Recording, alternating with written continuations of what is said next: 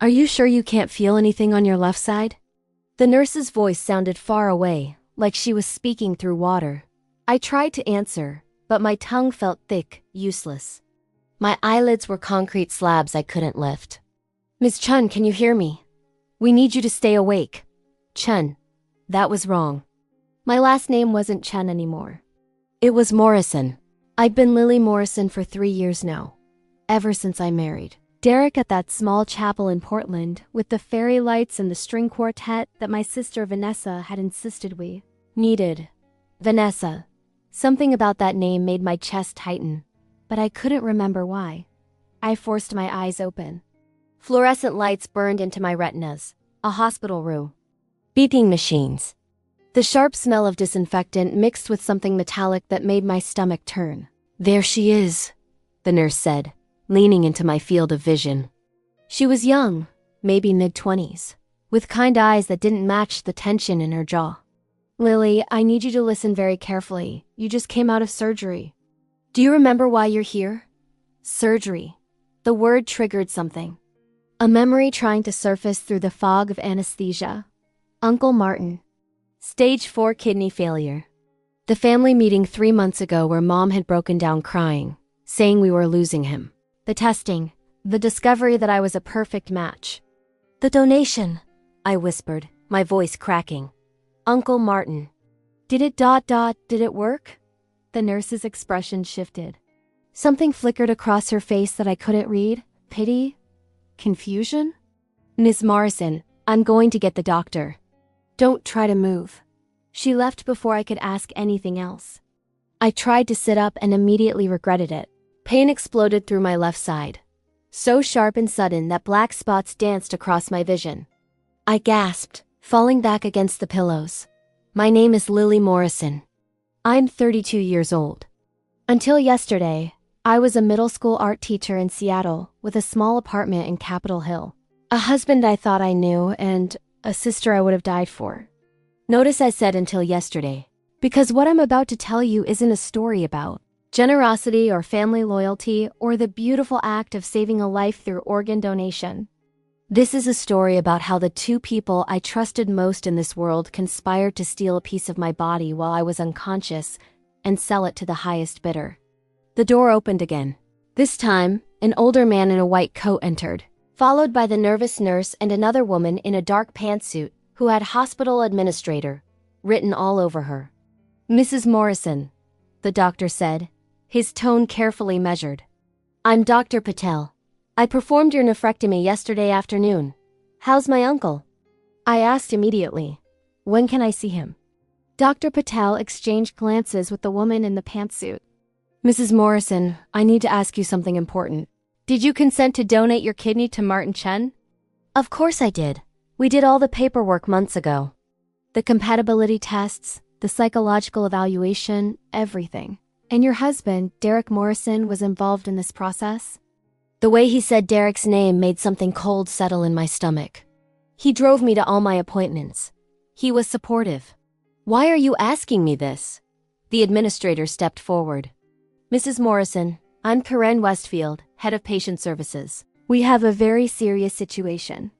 Your Uncle Martin was admitted to Seattle General yesterday for his scheduled transplant surgery. My heart started pounding. What do you mean was admitted? Is he okay? He's stable, she said quickly. But Mrs. Morrison, your kidney didn't go to your uncle. The room tilted. What? 3 days ago, your husband contacted our transplant coordinator. He presented documentation stating that you had changed your mind about the direct donation and wanted to participate in a paired exchange program instead. I tried to process her words, but they weren't making sense. A paired exchange? I would never. Uncle Martin was dying.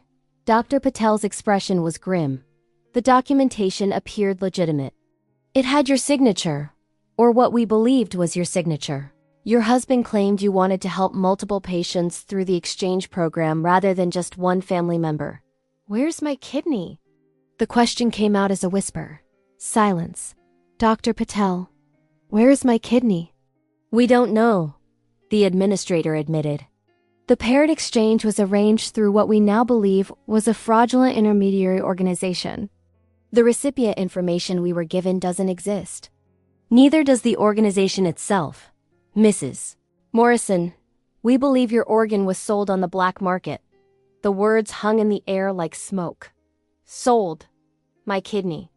Where's Derek? I asked, my voice barely audible. Another exchange of glances. Mrs. Morrison, Corinne said carefully. Your husband left the hospital shortly after your surgery yesterday. He said he needed to pick up your prescription medications. He never came back. We've been trying to reach him all night. I grabbed my phone from the bedside table with shaking hands. 12 missed calls from the hospital. 3 from my mother. 1 from Uncle Martin's number. But nothing from Derek. I opened my text messages.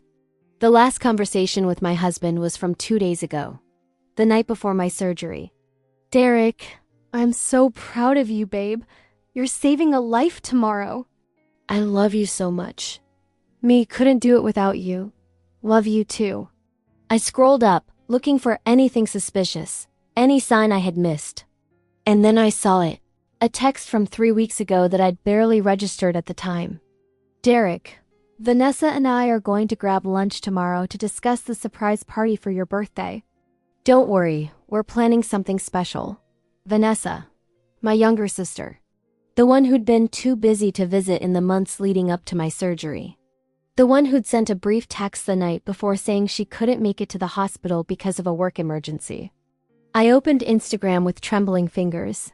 Vanessa's profile was set to private now, but I could still see her profile picture. It had changed. It was a photo of her on a beach. Turquoise water, white sand. She was laughing, her head thrown back, her left hand raised to shield her eyes from the sun. And on her ring finger was a diamond ring I'd never seen before, posted yesterday. The day I was having my kidney removed. The location tag said Maldives. My vision blurred. The phone slipped from my hands onto the white hospital sheets. Mrs. Morrison. Dr. Patel's voice seemed very far away. Are you all right? But I wasn't all right. Because I was starting to understand something so horrible, so incomprehensible, that my mind was rejecting it even as the pieces fell into place. The lunch meetings between Derek and Vanessa. The sudden financial stress Derek had mentioned last month, saying his startup had hit some bumps. The way Vanessa had been distant, canceling our sister lunches, avoiding family dinners. The forged documents. The fake organization. The money from selling a kidney on the black market could be anywhere from $150,000 to $300,000. Enough for a honeymoon in the Maldives. Enough to start a new life. I need to make a call, I said. My voice hollow. I dialed Vanessa's number with shaking hands. It rang once, twice, 3 times. Then voicemail. Hey, it's Nessa. Can't come to the phone right now, but leave a message and I'll get back to you. Her voice was bright, cheerful, completely unbothered. I hung up and immediately called back. This time it went straight to voicemail. She'd declined the call. That's when I knew. My husband and my sister hadn't just betrayed me. They hadn't just stolen my kidney and sold it to fund their escape. They'd planned this together. Probably for months. While I was preparing to save our uncle's life, they were preparing to steal mine. The nurse who'd been standing quietly by the door suddenly spoke up. Mrs. Morrison, there's something else. Your insurance company called this morning. Your husband withdrew you from his health plan 2 weeks ago. The surgery yesterday wasn't covered. Of course he did. Of course. How much do I owe? Including the nephrectomy, the hospital stay, and the complications from the fraudulent paperwork. Approximately $180,000. I started laughing. I couldn't help it. The sound that came out of my mouth was harsh, broken, nothing like my normal laugh. The medical staff shifted uncomfortably. They'd taken my kidney, my health insurance, my husband, my sister, and left me with a hospital bill that would bankrupt me.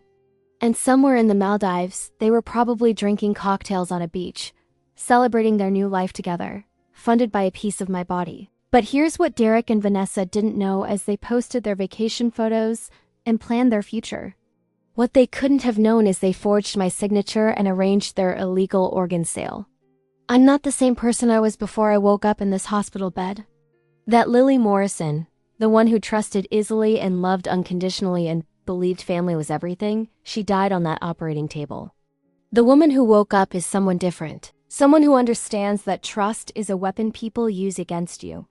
Someone who knows that family can be your worst enemy. Someone who has nothing left to lose. And if you think this story is shocking now, just wait. Because what comes next isn't about grief or acceptance or moving on. This is about revenge. If this story has grabbed your attention, make sure you're subscribed, because what I did to get justice is something you won't want to miss. The hospital kept me for 5 days. 5 days of physical therapy to learn how to move with one kidney. 5 days of watching my phone screen, hoping for an explanation that never came. 5 days of my mother sitting in the corner chair, crying quietly while pretending she wasn't. Mom had aged 10 years in the span of a week. Her hands shook when she poured water from the plastic pitcher. She couldn't look me in the eye. I should have seen it, she kept saying. The way they looked at each other at Christmas. I thought I was imagining things. Christmas. 3 months ago, I'd hosted dinner at our apartment. Derek had helped Vanessa carry dishes to the kitchen. They'd been gone for 15 minutes. When I'd walked in to check on them, they'd been standing close, whispering. They jumped apart when they saw me. Just telling Derek about this guy at my gym who won't leave me alone, Vanessa had said, laughing it off. Your husband was giving me the overprotective brother-in-law speech. I believed her. Of course I had. Why wouldn't I? It's not your fault, Mom, I said for the 100th time. But my voice sounded dead even to my own ears. Uncle Martin came to visit on day 3. He looked worse than I did, his skin gray, his eyes hollow. He pulled a chair close to my bed and took my hand in his papery grip. Lily, I'm so sorry. If I hadn't gotten sick, none of this would have happened. Uncle Martin, don't. I mean it. You were trying to save my life, and they turned it into this. His voice cracked. The doctors found another donor. Some kid in Portland, part of a real paired exchange. I'm getting the transplant next week. That's good, I said. And I meant it. At least something good would come from this nightmare. But your kidney, Lily. Your kidney is out there somewhere. And we don't even know who has it. That thought haunted me every night. Some stranger was walking around with a part of me inside them. Someone who'd paid for it. Someone who was complicit in this crime, whether they knew it or not. On day 4, a detective came. Detective Sarah Park, Seattle PD Fraud Division. She was in her 40s, Korean American, with sharp eyes that missed nothing. Mrs. Morrison, I've reviewed the documentation your husband submitted to the hospital. The signature is good. Really good. Did your husband have access to your legal documents? Everything, I said bitterly. We had a joint filing cabinet. Marriage licenses, tax returns, my passport. He could have practiced my signature 1,000 times. Detective Park made a note. What about your sister? Did she have financial problems you knew about? Vanessa worked in marketing for a tech startup. She was always complaining about money, but I thought that was just being 27. Wanting more than you have. The startup she worked for declared bankruptcy 6 months ago. She's been unemployed since then. Did you know that? My stomach dropped. No, she never said anything. She was also 3 months behind on rent, facing eviction. Credit card debt totaling about $45,000. $45,000. And I'd been planning to save Uncle Martin's life for free while my sister was drowning financially and never asked for help. Or maybe she had asked. Just not from me. Detective Park pulled out her phone and showed me a screenshot. It was from Vanessa's Instagram story, posted 2 days after my surgery. The photo showed 2 champagne glasses clinking together, ocean in the background. The caption read, "New beginnings with my forever person. My forever person." Not my person. Not someone special. My forever person. They're not just having an affair, I said slowly. They're together. Actually together. Mrs. Morrison, I need to tell you something about your husband. Derek Morrison isn't his real name. He changed it legally 7 years ago. He was born Derek Castellano. Did you know that? The room tilted again. What? He has a sealed juvenile record. The details are protected, but I pulled some strings. When he was 17, he was arrested for identity theft. Stole his stepfather's credit cards, racked up $30,000 in charges. The charges were dropped as part of a plea deal. But Lily, this isn't his first time forging documents. I'd been married to a stranger, a con artist who'd seen me coming from a mile away. There's more. Detective Park continued, her voice gentler now. We tracked the organization he used for the fake parrot exchange. It's a shell company registered in the Cayman Islands. The bank account it's connected to shows a deposit of $220,000 3 days ago. That money was withdrawn in cash the same day. We're working with international authorities. But Mrs. Morrison, I have to be honest with you. The chances of recovering that money are slim. $220,000. They'd sold my kidney for $220,000. After Detective Park left, I did something I probably shouldn't have. I created a fake Instagram account. Random username, stolen profile picture of some influencer, completely anonymous. And I requested to follow Vanessa. She accepted within an hour. Her account was a goldmine. Photos from the Maldives resort. Room service breakfast with views of the ocean. Couples massage at the spa. Sunset dinner on the beach. Each picture was more extravagant than the last. And then I saw the one that made my blood run cold. It was a photo of Derek on one knee on the sand, holding out a ring box. Vanessa's hand was over her mouth in fake surprise. The caption read, "He said when you know. I've never been more sure of anything in my life. Mrs. Morrison 2.0 coming soon." Mrs. Morrison 2.0, like I was just a beta version, a rough draft they'd improved on. The photo had been posted 8 hours ago. Hundreds of likes, dozens of comments. "Oh my God, you guys are perfect together. Didn't even know you were dating someone. This is amazing. You deserve this happiness, Nessa." I scrolled through the comments, my hands shaking with rage. Then I saw one that stopped me cold. It was from Derek's account. He'd commented on his own engagement photo. Finally getting to marry the right Morrison sister. The right Morrison sister. I threw my phone across the room. It hit the wall and clattered to the floor. Screen cracking. I didn't care. A nurse rushed in. "Mrs. Morrison, what's wrong?" What was wrong? What was wrong? My husband had stolen my kidney and sold it to fund his proposal to my sister. He'd left me with a mountain of medical debt, no health insurance, and a body that would never be the same. And he was posting about it on social media like it was a romantic comedy. That night, I couldn't sleep. The pain medication made me foggy, but my mind wouldn't stop racing. I kept thinking about something my grandmother used to say before she died. "Lily girl, you've got steel in your spine. Don't ever let anyone make you forget that." My grandmother had emigrated from Taiwan with nothing. She'd built a restaurant business from scratch, survived discrimination, poverty, and the death of my grandfather when my mom was just 10. She'd been fierce, unbreakable, terrifying when she needed to be. Mom had inherited her business sense. I'd always thought I'd inherited nothing but her stubbornness. But lying in that hospital bed, I realized I'd inherited something else. Something Derek and Vanessa had never bothered to notice, because I'd never needed to show it. I'd inherited her ability to survive, to adapt, to fight back. On day 5, the hospital discharged me with a folder full of bills, a prescription for painkillers, and a social worker's business card for financial hardship assistance. Mom drove me back to the apartment. I'd shared with Derek. The key still worked. I'd half expected him to change the locks. Inside, everything looked exactly as I'd left it. My coffee mug in the sink. The book I'd been reading on the couch. The calendar on the fridge with my surgery date circled in red marker. But Derek's things were gone. His clothes, his laptop, his toiletries. He'd packed up and vanished like he'd never existed. I walked into our bedroom. The closet on his side was empty except for one thing hanging on a hook. My wedding dress.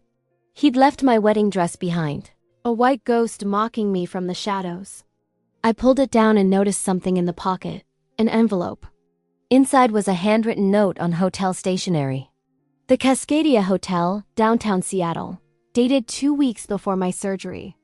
D room 412 tomorrow night. I'll bring the champagne. You bring the paperwork. We're so close to being free. I love you. 5. Vanessa's handwriting. I'd recognize it anywhere. The Cascadia Hotel was 3 blocks from the hospital where I'd done my pre-surgical testing, which meant while I was getting blood work and chest x-rays and signing consent forms to donate my kidney to save our uncle, Derek was meeting Vanessa in a hotel room to plan how they'd steal it. I sat on the bed, the note in my hand, and something crystallized inside me. They thought they'd won. They thought they destroyed me, taken everything and walked away clean. They had no idea who they were dealing with. Because here's the thing about people like Derek and Vanessa. They're so focused on what they're taking that they never notice what they're leaving behind.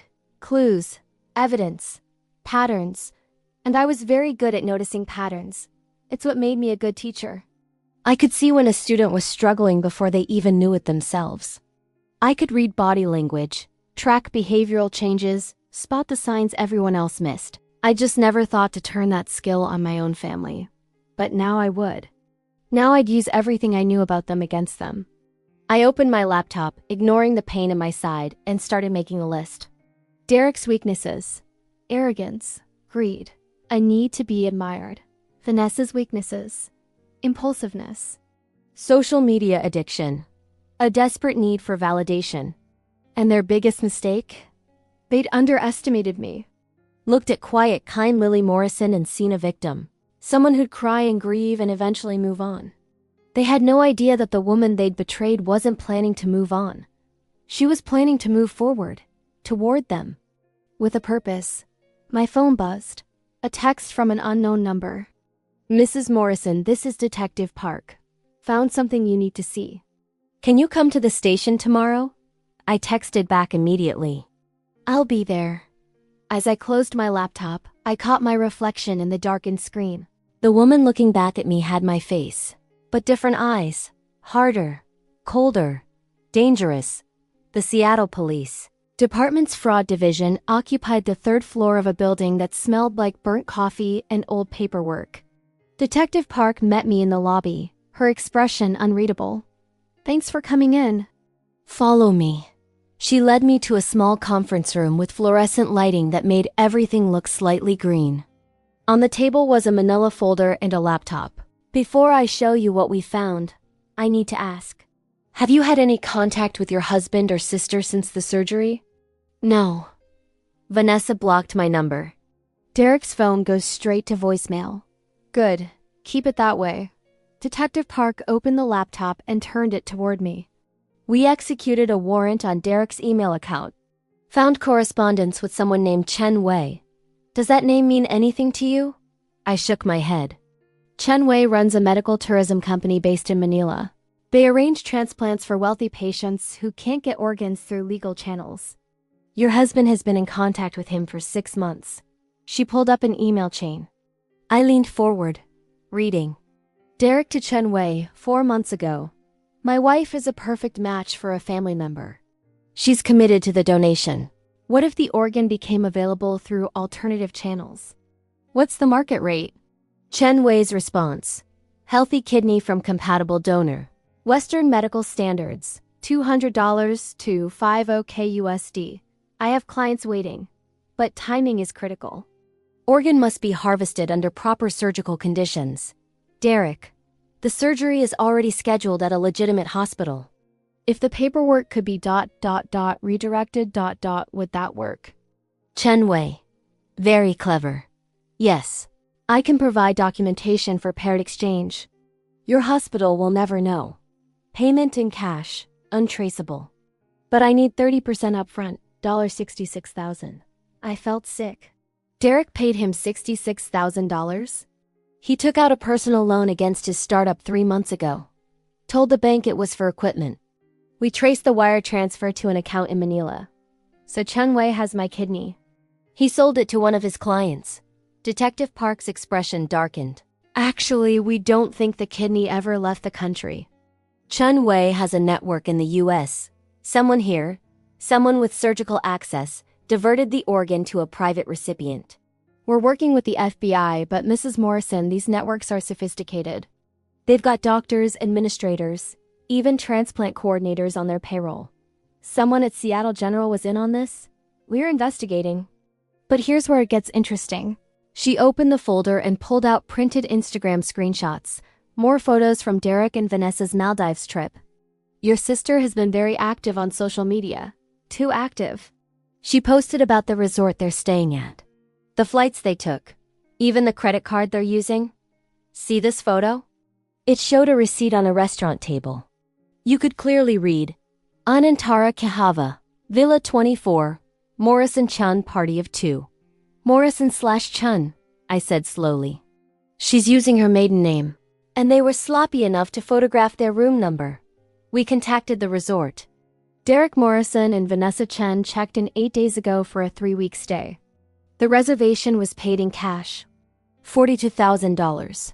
$42,000 for 3 weeks at a luxury resort. While I was recovering from surgery in a hospital, facing financial ruin. Can you arrest them? Detective Park grimaced. It's complicated. The Maldives doesn't have an extradition treaty with the US for fraud cases. We'd need to prove something more serious. And right now, all we have is your testimony, forged documents, and suspicious financial transactions. A good defense lawyer could argue Derek genuinely thought he was helping you participate in a paired exchange. But the money, cash, is nearly impossible to trace. And technically, he didn't steal from you directly. He facilitated the theft of your organ, but you consented to the surgery. It's legally murky. I stared at her. So they get away with it. I didn't say that. Detective Park leaned back in her chair. I said it's complicated. But Mrs. Morrison, I've been doing this job for 16 years. I've seen a lot of scams, a lot of con artists. And you know what they all have in common? They can't help themselves. They always get greedy. They always make mistakes. What kind of mistakes? Derek and Vanessa think they're safe.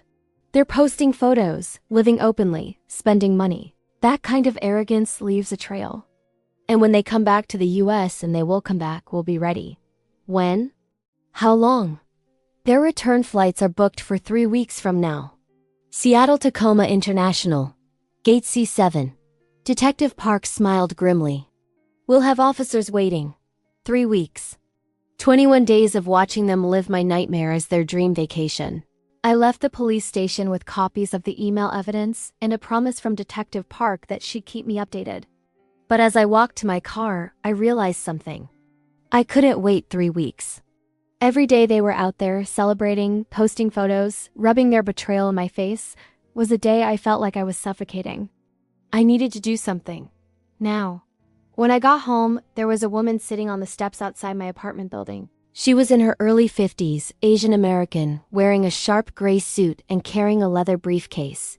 Lily Morrison? I stopped, immediately wary. Who's asking?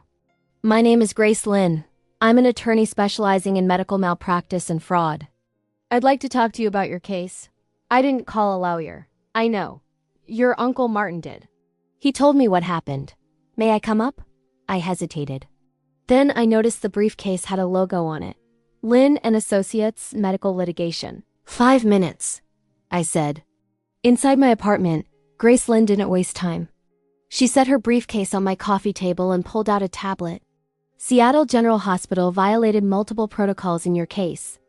They accepted documentation they should have verified. They failed to confirm your consent directly. They allowed a third party to alter your donor designation without proper authentication. Mrs. Morrison, you have grounds for a substantial lawsuit. I can't afford a lawyer. I work on contingency. I don't get paid unless you do. And based on what I've reviewed, we're looking at a settlement in the 7-figure range. 7 figures. That would cover my medical bills and then some. But money wasn't what I wanted. What about Derek and Vanessa? Can a lawsuit touch them? Grace Lynn's expression sharpened. Not directly. But here's what a lawsuit can do. It forces discovery.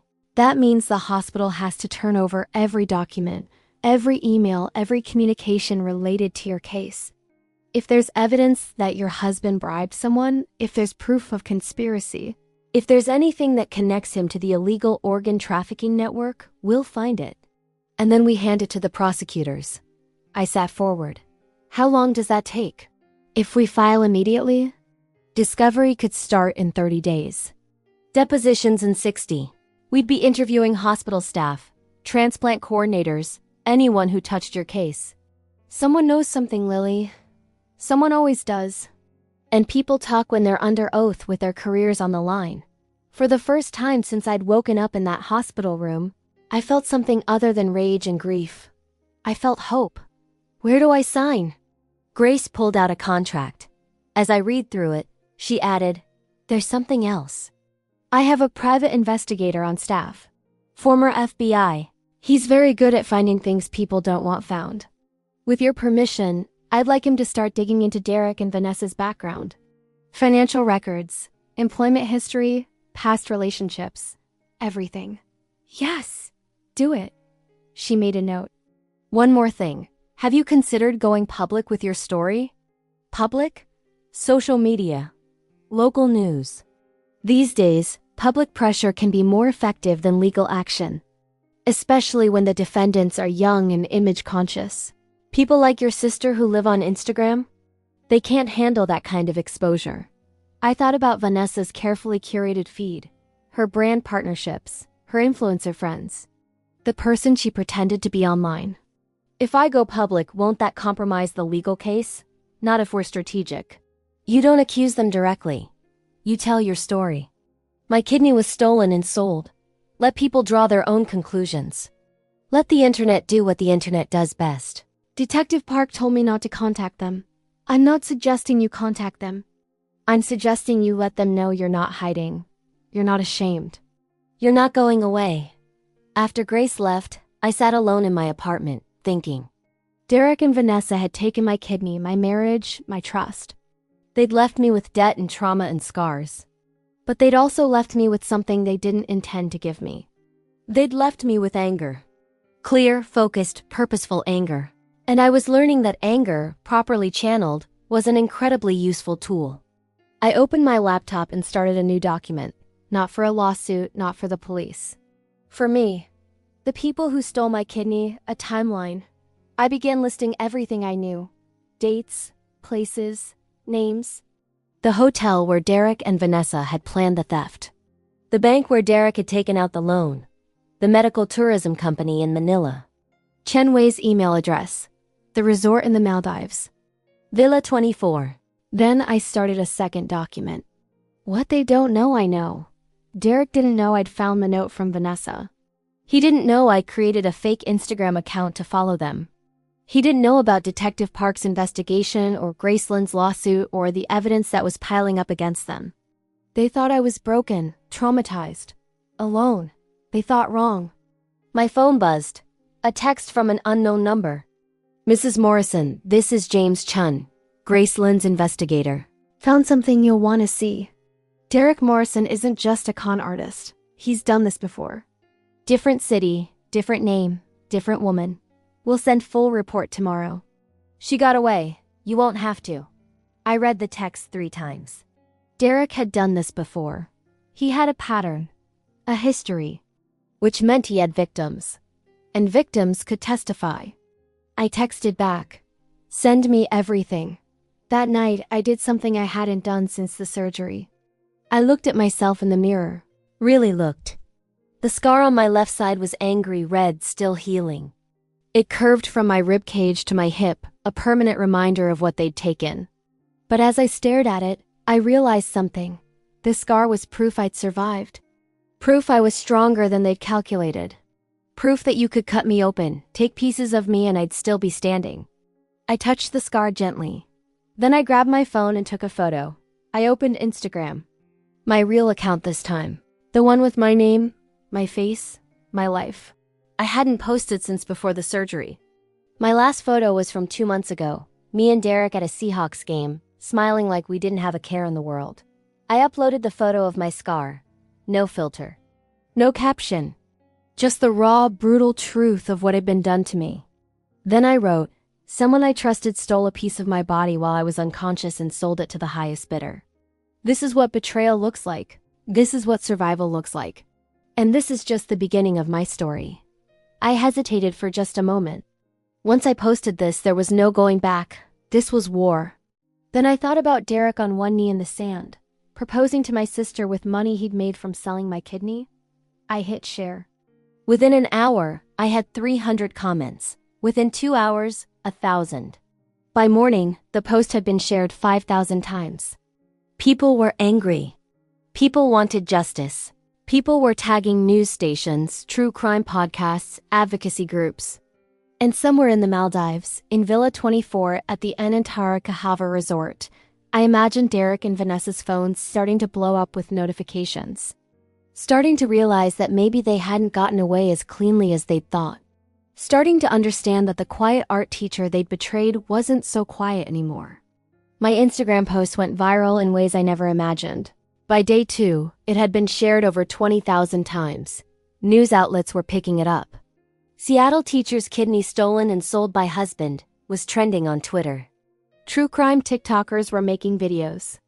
Someone had even started a GoFundMe for my medical bills that had already raised $40,000. But the real explosion came on day 3. Someone in the comments had done what the internet does best. They'd found Derek and Vanessa. Wait, isn't this the couple from that viral engagement post? The beach proposal in the Maldives? Within hours, someone had linked to Derek's Instagram, Vanessa's account, and every photo they'd posted from their luxury vacation. The comments on their posts turned vicious. You stole your wife's kidney to pay for this? How does that champagne taste, you psychopath? The sister? Really? You're both disgusting. I hope you both rot in prison. Vanessa's Instagram went private within 6 hours, but the internet had already screenshot everything. Every photo, every caption, every tone-deaf post about new beginnings and living our truth. Derek's account disappeared entirely. But it was too late. The damage was done. On day 4, Detective Park called. Lily, you need to see this. She sent me a video file. I opened it on my laptop. It was security footage from Seattle-Tacoma International Airport. Timestamp from that morning. The video showed Derek and Vanessa rushing through the terminal, both wearing sunglasses and baseball caps, pulling suitcases behind them. They'd cut their vacation short. They were coming home, but not to the home they'd expected. We arrested them at baggage claim, Detective Park said, and I could hear the satisfaction in her voice. The FBI wanted in on this one. Turns out your lawyer's investigator found something big. Derek Morrison's real name is Derek Castellano, but before that, it was Derek Chen. Chun, like the organ trafficking contact. Chen Wei is Derek's cousin. They've been running this scam together for years. Different cities, different targets. Derek finds women with assets, marries them, exploits whatever he can, then vanishes. This is the first time he went after an organ, but Lily, you're the 4th woman we've found. The 4th woman. What happened to the others? One had her identity stolen. Credit destroyed. Another lost her small business when Derek drained the accounts. The 3rd one he convinced to take out life insurance, then staged a car accident. She survived barely. None of them reported it. They were too ashamed, too scared. But when your story went public, they came forward. We have testimony. We have patterns. We have him. I couldn't speak. 4 women. 4 victims. And I was supposed to be just another one. What about Vanessa? Your sister didn't know about Derek's history, but she knew about the kidney theft. We found text messages between them. She wasn't just complicit, Lily. She helped plan it. She's the one who suggested selling the organ instead of just canceling your donation. She researched the black market prices. My baby sister. The girl I taught to ride a bike. The teenager I'd helped with college applications. She'd looked up how much my kidney was worth. They're being charged with conspiracy to commit organ trafficking, fraud, and theft, federal charges. The FBI is also investigating Chen Wei's entire network. Because of your case, they're shutting down a transplant trafficking ring that's been operating for over a decade. When's the arraignment? Tomorrow, 2 p.m., federal courthouse. I thought you'd want to be there. I was there an hour early. The courthouse was packed. News cameras lined the steps. When Derek and Vanessa were brought in wearing jumpsuits and handcuffs, the crowd erupted. People shouted. Camera flashes went off like lightning. I sat in the front row. I wanted them to see me. Vanessa saw me first. Her face crumpled. She tried to look away, But the marshal guided her to the defendant's table facing me. She had to look at me. She looked terrible. No makeup, hair unwashed. The Instagram influencer polish completely gone. Derek looked worse. His usual arrogance had evaporated. He kept his eyes down, shoulders hunched, like he could make himself invisible. The judge entered. Everyone stood. The United States of America versus Derek Castellano and Vanessa Chen. Charges include conspiracy to traffic human organs, wire fraud, identity theft, and conspiracy to commit grievous bodily harm. Derek's lawyer, a public defender who looked overwhelmed, tried to argue for bail. Your Honor, my client has no prior adult convictions. He's not a flight risk. The prosecutor, a sharp woman in her 50s named Sandra Mills, stood up. Your Honor, the defendant fled to the Maldives immediately after committing this crime. He only returned because his social media exposure made it impossible to hide. He has a documented history of identity fraud and a pattern of victimizing women across multiple states. He's absolutely a flight risk. Bail denied. Both defendants will be remanded to custody pending trial. Vanessa started crying. Loud, gasping sobs that echoed through the courtroom. I felt nothing. The prosecutor approached me after the hearing. Mrs. Morrison, I want you to know we're pursuing the maximum sentence. 25 years for organ trafficking. This case is going to set a precedent. What about my kidney? Can you find out who has it? Her expression softened. We're working on it. Chun Wei is cooperating in exchange for a reduced sentence. He claims the organ went to a patient in Vancouver. Canadian authorities are investigating. But Lily, even if we find the recipient, they likely didn't know the organ was stolen. They were probably told it was a legitimate donation. So, someone gets to keep it. Someone gets to live with a piece of me inside them, and they'll never face consequences. I know that's not the justice you want. But you're alive. You're here. And because of you, we're stopping this from happening to anyone else. That matters. She was right. It did matter. But it still hurt. Over the next 3 months, more details emerged. Grace Lynn's lawsuit against Seattle General Hospital uncovered that a transplant coordinator named Michael Torres had been on Chen Wei's payroll for 6 years. He'd facilitated dozens of illegal transplants, accepting bribes to redirect organs from legitimate donors to private clients. He was arrested. The hospital settled my lawsuit for $2.3 million. James Chun, the investigator, found the 3 other women Derek had victimized. They all agreed to testify. Their stories were horrifyingly similar to mine. Derek's pattern was clear. Find vulnerable women, gain their trust, exploit them, disappear. And Vanessa's phone records revealed something that made my blood boil. She'd been texting her friends throughout the entire scheme, bragging about it. Vanessa to her friend Mia, 2 weeks before my surgery. Dee says we'll have enough to live in Bali for a year. I cannot wait to get out of this city. Mia. Wait, where's the money coming from? Vanessa. His wife is donating a kidney. We're just redirecting it. She be fine. She's got another one, lol. She be fine. She's got another one, lol. The prosecutor entered that text into evidence. The jury heard it. Saw it projected on a screen. The trial lasted 2 weeks. I testified on day 3. Told my story. Showed my scar. Explained how I trusted my husband and sister with my life, and they'd sold it. Vanessa's lawyer tried to paint her as a victim too. Manipulated by Derek, unaware of his criminal history, just a young woman in love who made bad choices. But then the prosecution played the texts, showed the Instagram posts. Proved she'd researched organ prices and resort bookings and how to avoid extradition.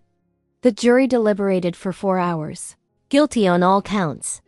Derek was sentenced to 25 years in federal prison. Vanessa got 15. When the judge read the sentences, Vanessa screamed. Willie, please. Please read the sentences. Vanessa screamed. The judge Vanessa screamed. Lisa screamed. Lily, please. Please tell them I'm sorry. Tell them it was all Derek's idea. I stood up. Everyone in the courtroom turned to look at me. Vanessa, I said, my voice steady and cold. You texted your friends that I'd be fine because I had another kidney. You laughed about stealing a piece of my body. You celebrated with champagne bought with money from selling my organ. You don't get to be sorry now. You get to live with what you did, just like I have to live with what you took from me. The marshals led her away, still crying. Derek didn't say anything, didn't even look at me.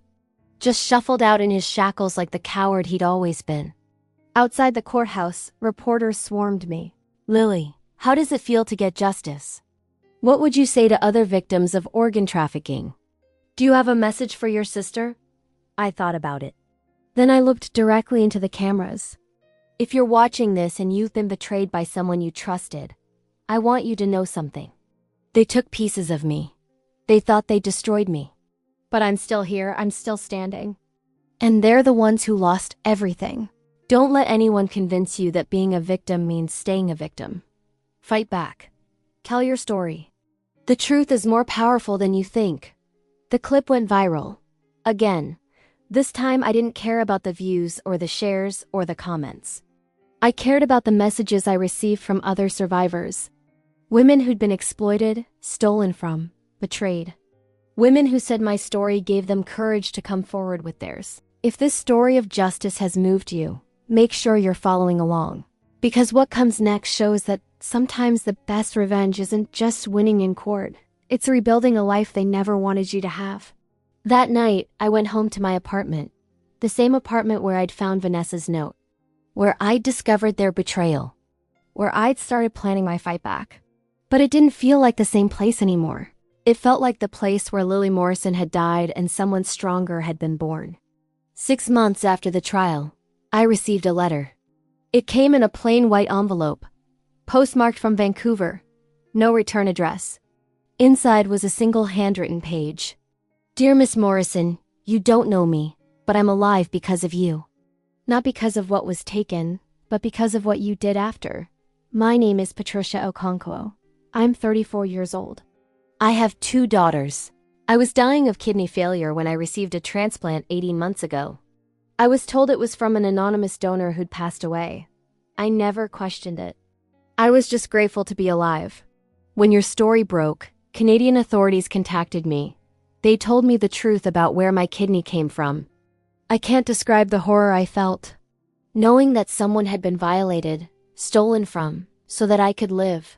I wanted to die all over again. But then I read about what you did. How you fought back. How you turned your trauma into justice for others. You could have hated me. You could have demanded the kidney back, even though that's medically impossible. Instead, you channeled your pain into shutting down the network that hurt us both. Because I am a victim too. I was lied to. I paid $300,000 to a medical tourism company that promised me a legal transplant. I depleted my daughter's college funds. My husband took out a second mortgage. We thought we were saving my life through proper channels. We were scammed just like you were. I'll never forgive myself for being part of this, even unknowingly. But I want you to know that your kidney is saving a mother. It's allowing me to watch my daughters grow up. And every day, I think of you. I pray for you. And I try to live in a way that honors the sacrifice you never chose to make. If you ever want to meet, I'll come to Seattle. I'll answer any questions you have. I'll do whatever I can to help you heal. You gave me life twice. Once with your kidney, once with your courage. With eternal gratitude, Patricia. I read the letter 3 times, tears streaming down my face. All this time, I'd imagined the recipient as some wealthy criminal who'd knowingly participated in organ trafficking. Someone complicit. Someone I could hate. But Patricia was another victim, a mother trying to survive. A woman who'd been lied to just like I had. I wrote back that same day. We met 2 weeks later at a coffee shop in Pike Place Market. She was tall, Nigerian American, with kind eyes that looked exactly like mine felt. Tired, grateful, haunted. We sat across from each other for a long moment, not speaking. Then she said, "I don't know what to say to you." "Neither do I admitted. "I spent months being angry at whoever had my kidney. But you're not the enemy. Chen Wei is. Derek is. The system that allowed this to happen is..." "I'm still sorry." Even if I didn't know, I benefited from what they did to you. You didn't ask for this. Neither of us did. I reached across the table and took her hand. But we're both here. We both survived. Maybe that's what matters. Patricia squeezed my hand, crying. My daughters drew you a picture. They wanted me to give it to you. She pulled out a folded piece of paper. I opened it. It was a crayon drawing of two women holding hands. One labeled Mommy and one labeled Miss Lily. Above them, the words, "Thank you for saving our mom," in a child's handwriting. I lost it. Completely broke down in that coffee shop while strangers pretended not to stare. Because this was the thing Derek and Vanessa never understood. They'd looked at my kidney and seen dollar signs. They'd looked at me and seen someone to exploit, but that kidney was saving a mother. Teaching her daughters that people survive impossible things. Showing them that even in darkness there's connection. My trauma had become Patricia's survival. And somehow, knowing that made the scar hurt a little less. Patricia and I stayed in touch. She introduced me to her family. Her husband Michael, a software engineer who'd worked 3 jobs to pay for the transplant. Her daughters, Zara and Amara, 7 and 9, who called me Auntie Lily within a month. They gave me something Derek and Vanessa had stolen. Family. Uncle Martin recovered fully from his transplant. He called every Sunday, always asking if I needed anything, always apologizing for something that was never his fault. My mother took longer to heal. The guilt of not seeing Vanessa's betrayal ate at her. She'd lost one daughter to prison and nearly lost another to her schemes. But slowly, through therapy and time, she started forgiving herself. We had dinner every Wednesday, just the two of us. Rebuilding what Vanessa had tried to destroy. Grace Lynn's lawsuit settlement changed my life practically. $2.3 million paid off my medical debt, replaced the income I'd lost during recovery, and gave me the freedom to make a choice. I quit teaching. Not because I didn't love it anymore, but because I'd found a new purpose. I started a nonprofit called Second Chance Advocacy. We help victims of medical fraud, organ trafficking, and exploitation navigate the legal system. We connect them with lawyers, investigators, therapists. We amplify their stories when they're ready to go public. In the first year, we helped 18 people. By year 2, 43. We're expanding nationally. And I hired someone special to run our victim support program, Patricia Okonkwo. She understands better than anyone what it's like to be caught in someone else's crime. Derek and Vanessa's appeals were denied. They'll both serve their full sentences. No parole, no early release. I don't think about them much anymore. They're irrelevant to my life now. But I did visit the prison once, 8 months after sentencing. Not to see Derek, to see Vanessa. She looked small in her prison uniform. Young, scared. Nothing like the confident influencer who'd posted champagne photos from the Maldives. We sat across from each other in the visiting room, separated by plexiglass. Lily, she started, her voice cracking. I've been trying to write you a letter for months. I don't know how to say I'm sorry for something so. Don't, I interrupted. Don't apologize. It doesn't mean anything. Then why are you here? I looked at my baby sister. The girl who'd shared my childhood, my secrets, my life. The woman who'd sold a piece of my body for a vacation. I'm here because I need you to understand something. You didn't just steal my kidney. You stole my ability to trust. You stole my sense of safety. You made me question every relationship, every connection, every moment of vulnerability. That damage doesn't go away just because you got caught. Vanessa was crying now. I know, and I hate myself for it. Every single day. Good, I said coldly. You should. Because while you're sitting in here hating yourself, I'm out there building something meaningful. I'm helping people you didn't even consider were victims.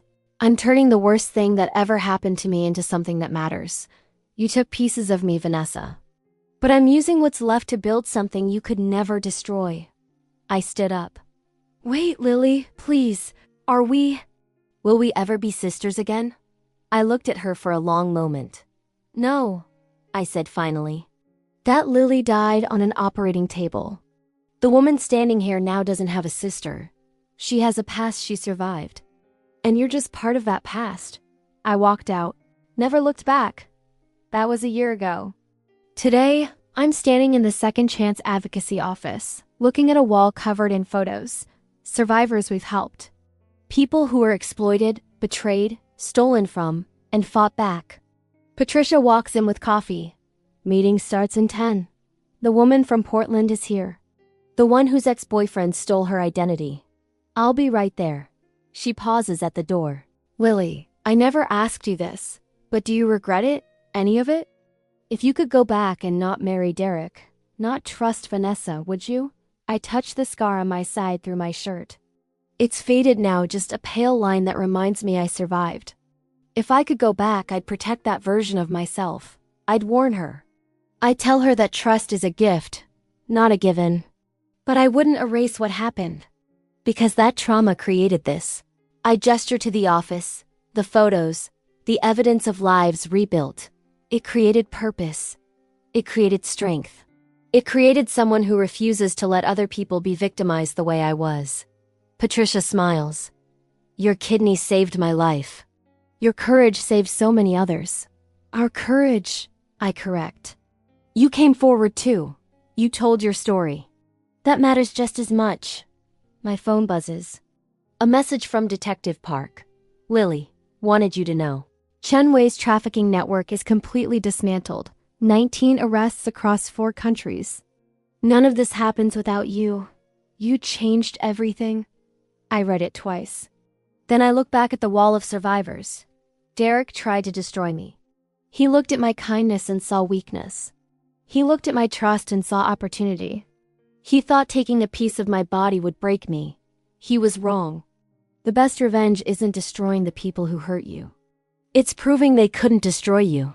It's taking everything they tried to steal, your dignity, your power, your future, and building something they never saw coming. Vanessa wanted my life. She wanted my husband, my comfort, my place in the world. She can have the husband. He's in prison too. But the life I have now, she could never build this. Because it takes someone who's been broken and refused to stay that way. It takes someone who's looked at their scars and decided they're proof of survival, not shame. It takes someone like me. My name is Lily Morrison. I'm 34 years old. I have 1 kidney, multiple scars, and a nonprofit that's changing lives. I was betrayed by the 2 people I trusted most. They stole a piece of my body and sold it for a vacation. But they didn't steal my voice. They didn't steal my strength, and they definitely didn't steal my future. I'm still here, still fighting, still winning. And if you're reading this and you've survived something you shouldn't have had to survive, I want you to know, you're still here too. The people who hurt you don't get to write the ending of your story. You do. So write it well. If my story resonated with you, if it showed you that survival is possible even after the worst betrayal, share it with someone who needs to hear it. Because every survivor deserves to know they're not alone. And every betrayer deserves to know their victims are stronger than they ever imagined.